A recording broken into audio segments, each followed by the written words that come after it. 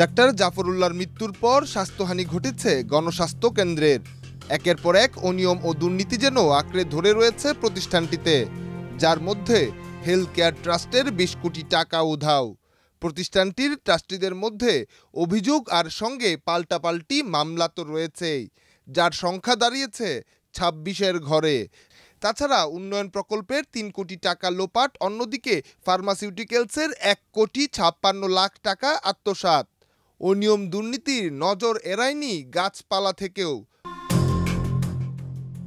ভুয়া কাগজ দেখিয়ে ৫,০০০ গাছ কেটে তা বিক্রি করে সেই অর্থও করা হয়েছে আত্মসাৎ।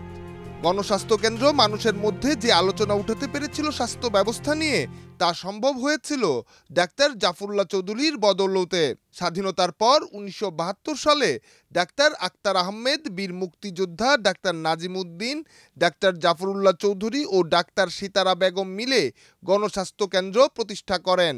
এরপর গণস্বাস্থ্য ট্রাস্টের অধীনে একের পর এক প্রতিষ্ঠান গড়ে তোলেন তারা। বর্তমানে এই ট্রাস্টের অধীনে রয়েছে ৩০টি প্রতিষ্ঠান। এসব প্রতিষ্ঠানের সম্পদ মূল্য প্রায় ২০,০০০ কোটি টাকা। গণস্বাস্থ্য কেন্দ্র দেশ বিদেশে সমাদৃত হয় ব্যতিক্রমধর্মী ভাবনা ও কাজের জন্য।